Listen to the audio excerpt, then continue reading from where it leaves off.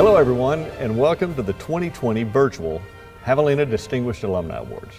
Texas A&M University-Kingsville is pleased to have the Javelina Alumni Association Board of Directors as our partner in reaching out to all of our Javelina alumni.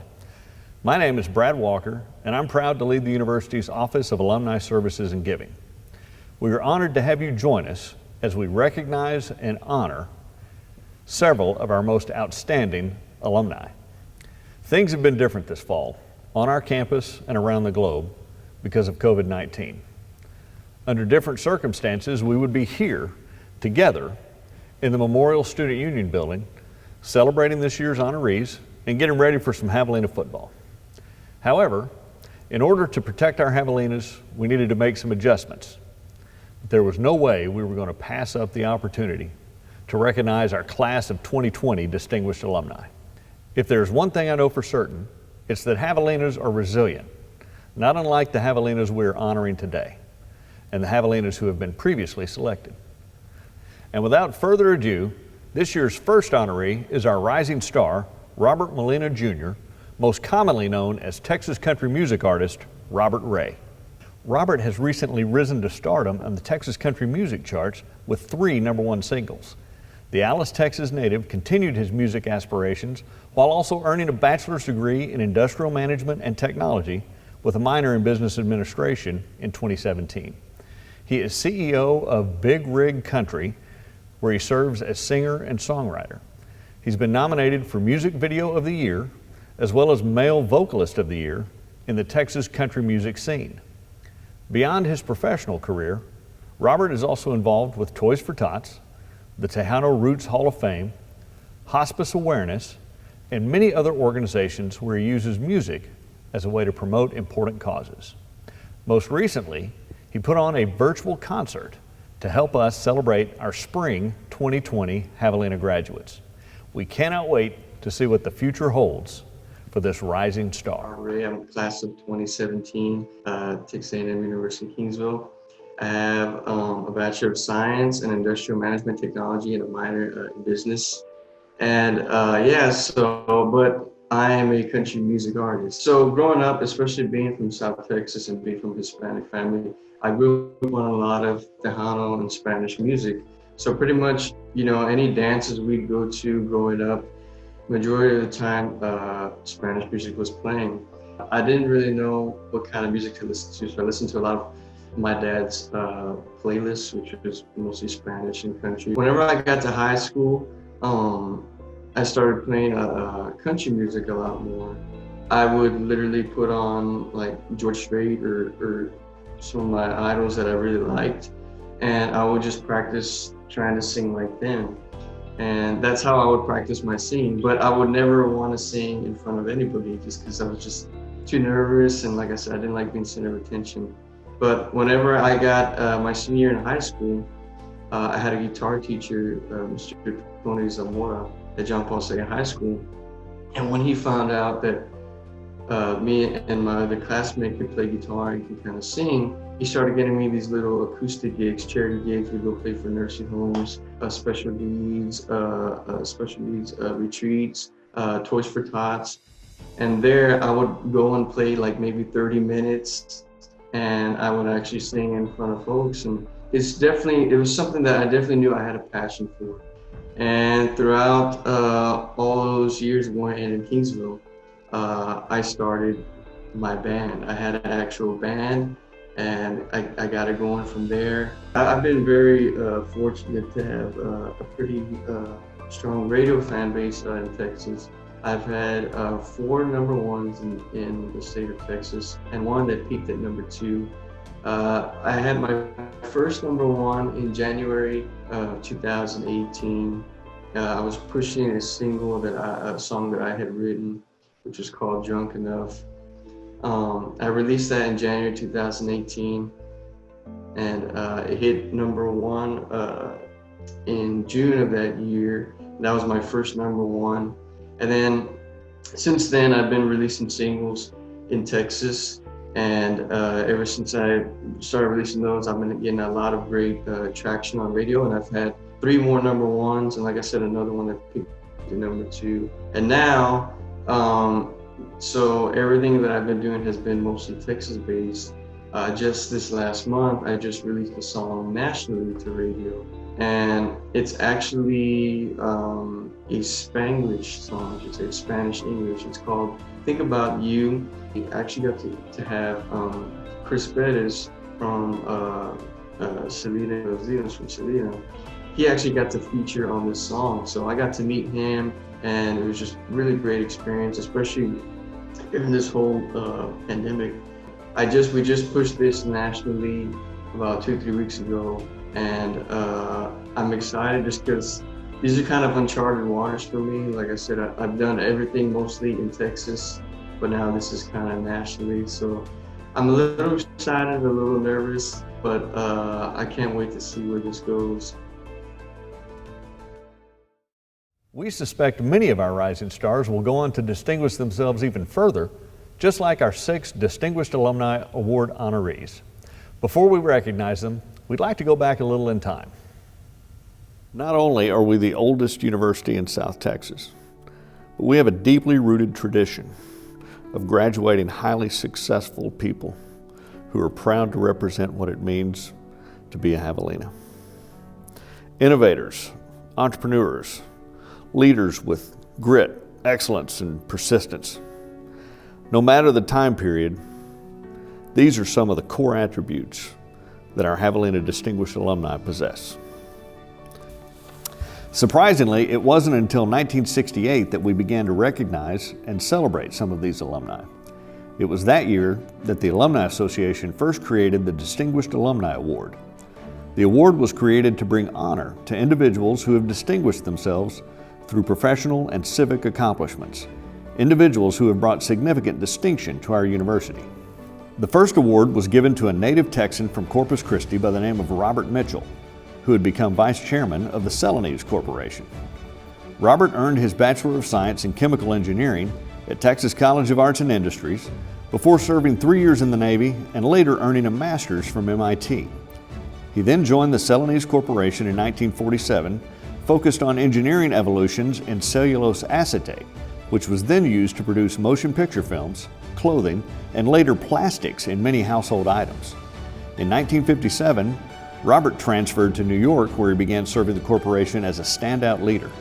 Then, in 1963, he was named International Vice President for the company.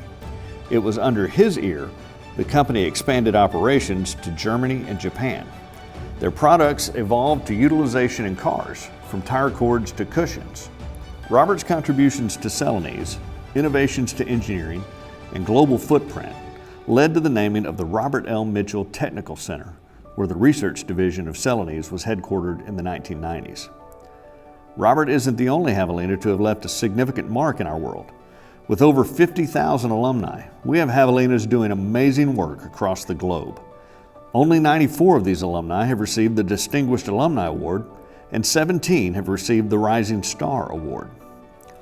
Almost 20 years ago, we realized we would never be able to recognize the thousands of deserving alumni if we only celebrated one per year. We are grateful to the Javelina Alumni Association for working hard to bring honor to more alumni like those we will celebrate this year. Starting in 2003, our alumni agreed it was time to recognize graduates who had experienced professional success early in their careers. The first alumna nominated was Eva Longoria. By 2003, she had achieved success acting in The Young and the Restless, General Hospital, and appearing in Beverly Hills 90210. Soon thereafter, she would go on to reach mega stardom in her role as Gabrielle Solis of Desperate Housewives and take additional roles in many other successful productions. Both the Distinguished Alumni and Rising Star Awards would not be possible without the time and service of our alumni volunteers who review many nominations each year. We are grateful for their service and dedication in helping us to honor such accomplished Javelinas.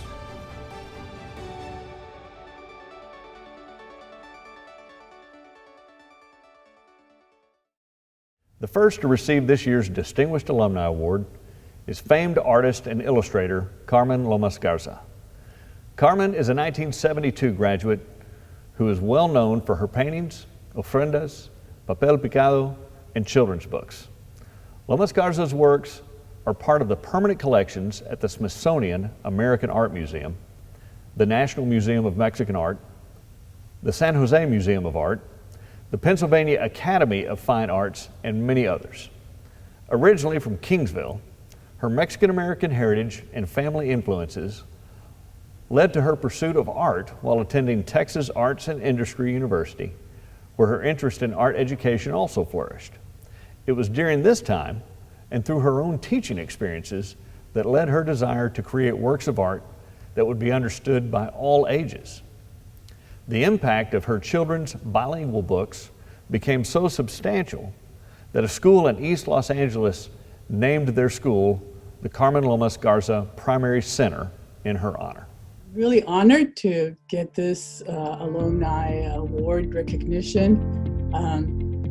I was at Texas A&M University back then, still a Javelina, and I was so lucky to be living in Kingsville to be able to go to the university.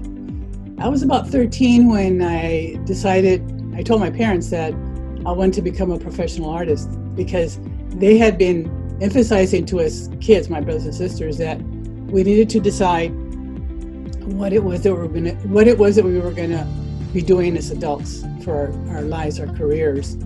And I knew I really liked art a lot. I had always seen my mother and my grandmother doing art, and my father was very constructive with his hands, building things. And so, and I had an art class, a couple of art classes in elementary school. So by the time I was 13, starting in junior high, that's when I told them I wanted to become a professional artist. Most exciting thing for my whole family is the public school in East LA that has been named the Carmen Lomas Garza Primary Center. One day I get a letter in my post office box from the principal of the school asking me for permission to submit my name to the school board as the name for their school. My mother said, "Pues sí, mija, dices que sí, yes, tell them yes." So I immediately wrote back and then also called them and told them yes. We agreed that you should go ahead and propose for the name of the school. And the reason why was because they had been meeting and couldn't decide. Finally, one of the teachers came in with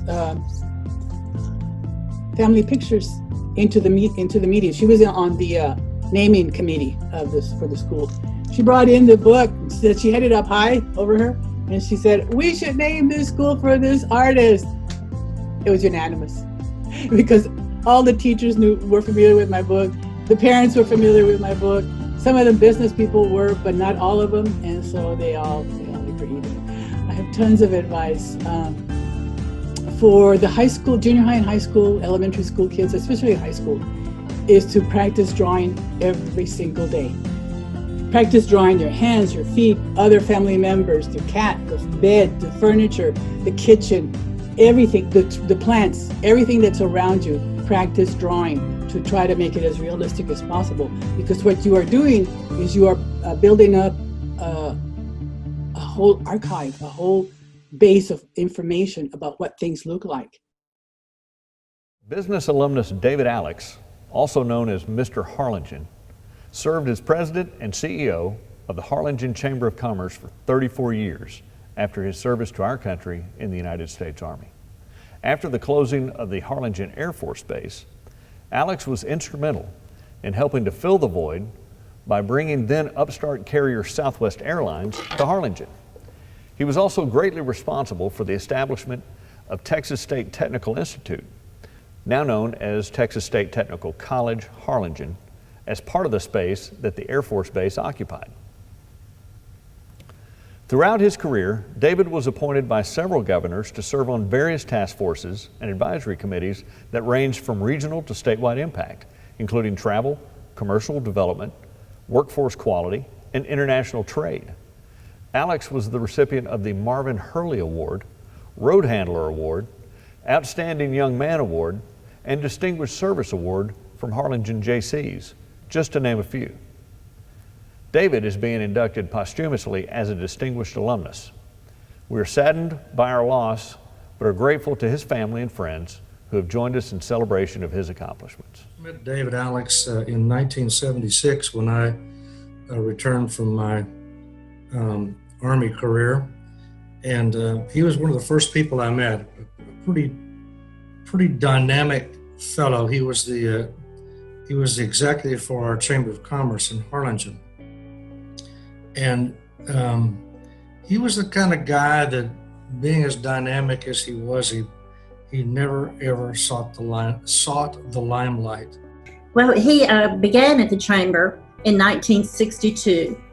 We'd been married a month, and he came to the Valley. He took the job as assistant manager of the Chamber of Commerce, and he stayed there with the Chamber for 35 plus years, and must have loved it a lot. And he did. He loved meeting people all the time. He loved just being around people. David always wanted a crowd. He wanted to, I guess, kind of to perform. We would go to South Padre Island a lot for vacation or hunting and fishing. So a lot of fond memories growing up at the deer lease or fishing or just combing for seashells on South Padre Island with them. He really, I think, instilled in us volunteerism. So both Mike and I, we've served on several different boards and committees in Harlingen. Most recently, Mike was the chairman of the board of the Harlingen Chamber of Commerce, and now I'm on the board of the Harlingen Chamber of Commerce as well. So it's it comes full circle. And I've served on the Economic Development Board. Mike is now on the Economic Development Board. So my dad always taught us to give back to the community, volunteer whenever you have a chance to serve the community, and we just we're very proud of his legacy and the fact that Texas A&M Kingsville wants to honor him. It was a lively family, a house full of kids, a house full of friends, and David liked it that way. He always wanted the kids to be comfortable at home. He wanted the kids to have all his friends around, and we did. I mean, he had an incredible work ethic. I mean, he was the first one up in the morning and the last one to go to bed. He was always entertaining, or he was up at breakfast with the guys having coffee. He was always working hard, and that's kind of hard to do all the time, but it was easy for him because he loved it so much. He would always say, find something you do that you love and do it. So that was a wonderful lesson there. He hated coats and ties. He said in South Texas, men should not have to wear that. So he always wore guayaberas. In fact, at the funeral, that's what we requested, that everybody honor him by wearing a guayabera. And he was buried in a guayabera, and I still have a closet full of guayaberas. He's certainly a person that I know will speak for Scott too. It's certainly a man that we all stood up and looked up to. He was someone we really admired. He was tough, a tough father, but at the same time, the most loving father you could ever have. A 1984 master's graduate, Dr. Donna Shaver, has recently been recognized as a finalist for the Samuel J. Heyman Service to America Medal for her work in the recovery of the Kemp's Ridley sea turtles. She currently leads the Division of Sea Turtle Science and Recovery for the National Park Service at Padre Island National Seashore.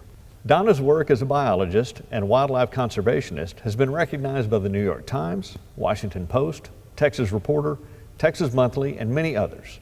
She has received a number of awards, including the International Sea Turtle Society Lifetime Achievement Award, U.S. Fish and Wildlife Service's Endangered Species Recovery Champion Award, and the National Park Service Director's Award for Natural Resources Research for her prolific research in the conservation of sea turtles. Even after 30 years of research and achievement, Shaver's lifelong mission continues to be the preservation of sea turtles. For my career, I was a wildlife biology major at Cornell University.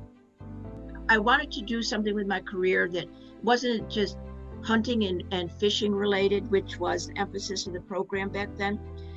I wanted to do something with threatened and endangered species. I wanted to help conserve them and give a voice to the voiceless of those very much imperiled animals. And so this was back in the day when bulletin boards really were cork, and there was pieces of paper pinned on them on the wall at Furneaux Hall at Cornell about the Student Conservation Association. and it had opportunities all over the country. And one of those opportunities was working with the Kempsworthy Sea Turtle Restoration and Enhancement Program at Padre Island National Seashore on North Padre Island. So I applied to work with that, and I got the opportunity, and it literally changed my life and set my whole career on its course. I decided at 20 years old that I wanted to dedicate my career to trying to help save the Kempsworthy turtle. The same opportunity that summer between my junior and senior years of undergraduate school when I was down at Padre Island, I also met Dr. Cheney. He was a professor in the biology department at Texas A&M University, as it was named back then. And so I applied for graduate school after I graduated from Cornell, to be able to go to school there, and then that's close enough I could work at the park during the summers. And so that's what I did. And I started a master's degree program at Texas A&M, and it beautifully complemented my undergraduate degree, because at Cornell the classes were very large and rather impersonal, whereas at Texas A&M the classes were much smaller, and you got to know your professors, and you did a lot of field work. Between that master's degree education, my work with Tom Urban, and my work at the park, it really set me as wanting to continue this effort in South Texas. I became a South Texan. I wasn't born here, but I got here as soon as I could after graduation, and became part of the community of biologists that graduated under Dr. Cheney's leadership, or also Dr. Tunnell's leadership over at Texas A&M Corpus Christi. And many of the positions with Texas Parks and Wildlife, Texas General Land Office, National Park Service, U.S. Fish and Wildlife Service were former students of these two professors that just really did a lot to inspire students to give back in conservation of the flora and fauna of South Texas. After earning his bachelor's and master's degree from Texas College of Arts and Industries, Dr. Jose Luis Cortez spent his career, and still to this day, dedicated to physics. After later earning graduate degrees from University of Michigan, he worked as a theoretical physicist at Los Alamos, where they conducted nuclear underground testing. Dr. Cortez spent 18 years working for the U.S. Department of Energy and Nuclear Regulatory Commission, where he served as a technical advisor focused on alternative technologies, including solar cell development. After his service to the government, Dr. Cortez worked for the New Mexico Technology Institute as a director of Energetic Materials and Technology Center. Shortly thereafter, he returned to his home in the Rio Grande Valley to work for Pan American University in the Department of Physics and Geology. Today, even in his 80s, Dr. Cortez can still be found teaching physics to the next generation at South Texas College. Well, I didn't know Joe in high school, but my husband did. He had class with him. Joe was born in Mexico and came to the United States and went to the first grade, and the first grade teacher, he told the first grade teacher, he said, I really don't need to be in this class because I know everything in the first grade. I learned it from my older sisters. and so she said, well, okay, we'll let you go to the second grade, but if you don't do well, then we'll send you back. But of course he did well, and did well ever since then. And he was just a very humble, hardworking young man, and he just put all of himself into everything he did. And you never hear him brag about anything or say, oh, I was this and I was that. He just is not that kind of individual. He's very humble about it. Reminiscence of Jose Cortez, 2020 Distinguished Alumni Award, Texas A&M University. I have only a few words to say to Texas A&M Kingsville current students. Make good use of your time and pay attention to your teachers, most of whom have your best interest at heart. In my case, it was those teachers at Old A&I that inspired me to excel and go beyond just passing the class. The PhD came along rather fast too, since my professor, a graduate of Princeton University himself, liked what I had done for my thesis work and suggested I do a project on the hydrogen molecule and look at the interaction of hydrogen atoms at large distances and consider the interaction of both atoms and their respective electrons. The title of my thesis described this problem: the long-range electromagnetic interaction between atoms, published as a NASA technical report, June 1971. Bottom line, Texas A&I, now Texas A&M Kingsville, prepared me to play in the Big Ten and was able to set a record there too, completing a master's and PhD degree in less than 5 years. Sincerely, Jose Luis Cortez. Go Hawks. Angelica Barrera currently serves as the Associate Vice Provost of Student Success at the University of Texas at San Antonio, where she has spent most of her career serving students while focusing on innovation and collaboration in higher education academic advising. Angie was a 2019 recipient of the Region 7 Administrator of the Year for NACADA, the 2018 UTSA Leadership Awards, and the Latino Star Award by the Hispanic Policy Network in 2016. She earned a bachelor's and master's in kinesiology from Texas A&M University-Kingsville, where she later earned the Women's Leadership Be All You Can Be Award. Beyond being a leader in her field, Barrera is also known for her service and dedication to the organizations such as Los Comadres de las Americas, on Texas Public Policy and Civil Engagement, Texas Academic Advising Network, the Hispanic Association of Colleges and Universities, and Phi Epsilon Kappa National Honor Fraternity. I actually chose to transfer to Texas A&M University-Kingsville after my sophomore year at Texas A&M. I wanted to become an athletic trainer, and I had decided when I finished school, high school, that I thought I wanted to go into physical therapy. But as I got further into my education, I realized that most of my focus was in sports medicine, and that my heart and soul was actually working with our student athletes. And it was the best decision for me to go to an athletic program that gave equality to both women and men. So I did not have to just work female sports.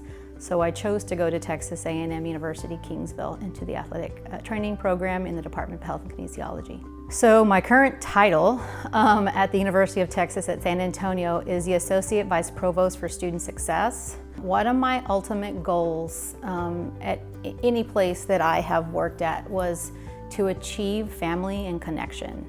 So at any of the places where I have worked, this is my 5th university, is when I feel the most proudest is when I have that sense of belonging and family, when I have all of my team members working for one ultimate goal, and we're willing to work hard and sacrifice endless hours. That is my proudest moment.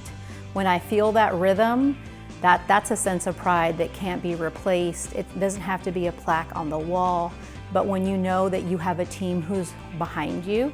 And it's those little proud moments in my career where I know that I have made a connection and I have contributed to. I tell people I'm here to grow and develop and let you fly. Those are my proudest moments. I am a Javelina true and through and blue and everything else. It's a sense of pride, but that sense of pride going to that university that I have with the Department of Health and Kinesiology, with athletics, it's uncomparable. I can pick up the phone at any point in time and they're my family, and call my family and they're there for me instantly. If A&M Kingsville asks me to do something, we're gonna do it.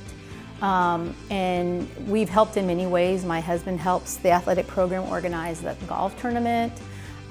We've helped recruit as much as we can here. We go to events, but just being, once a Javelina, always a Javelina. And that's a pride that people can't take away.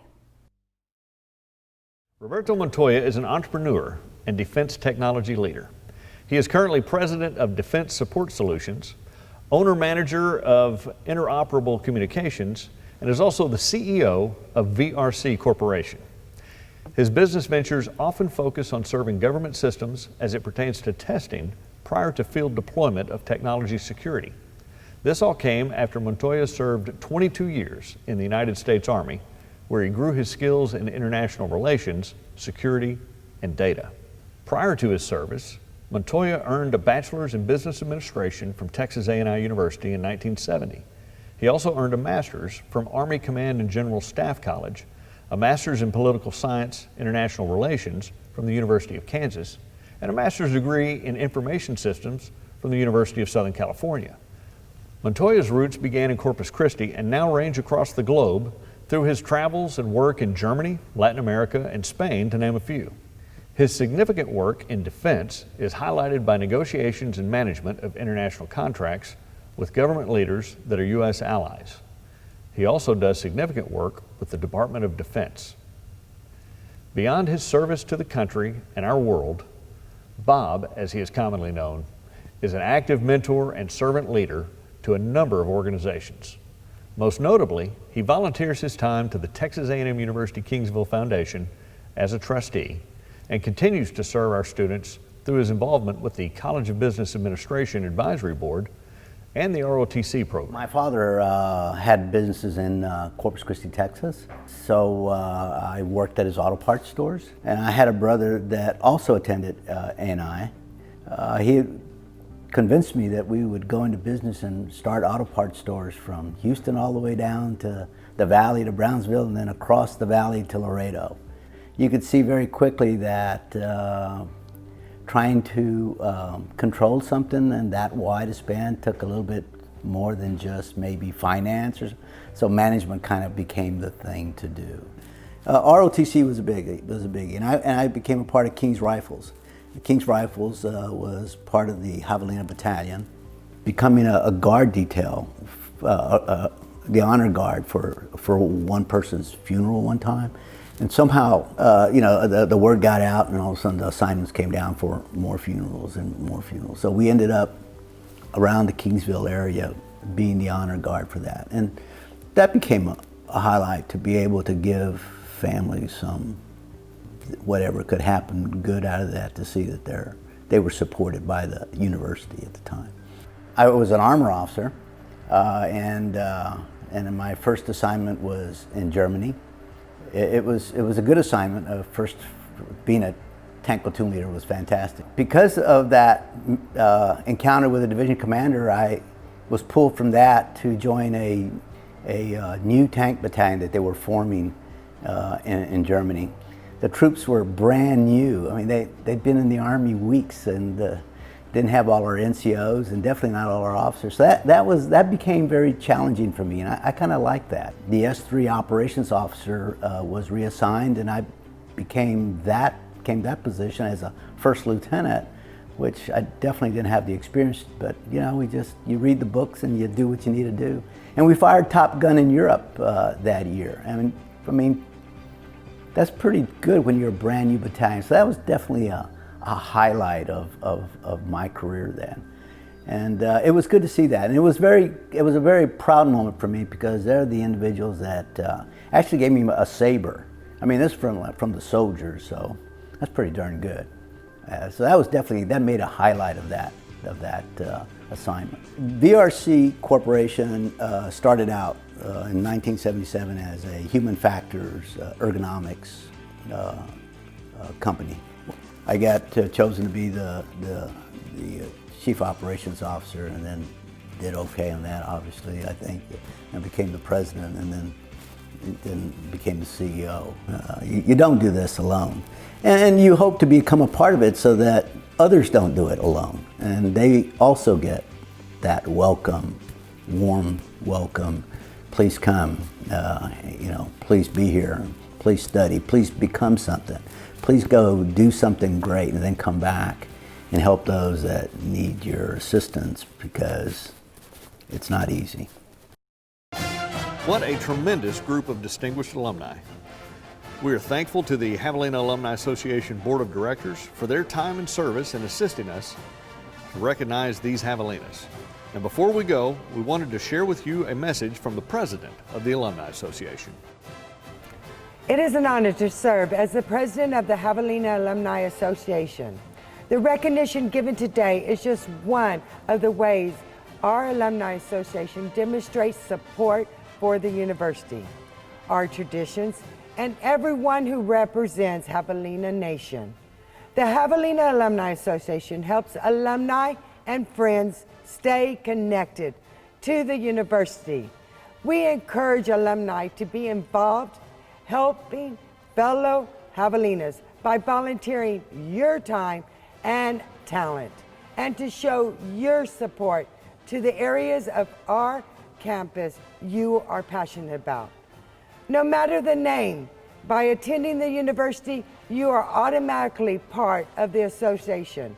If you want to see what resources we have to offer, update your information, or if you want to get involved, be sure to visit our website and send us an email.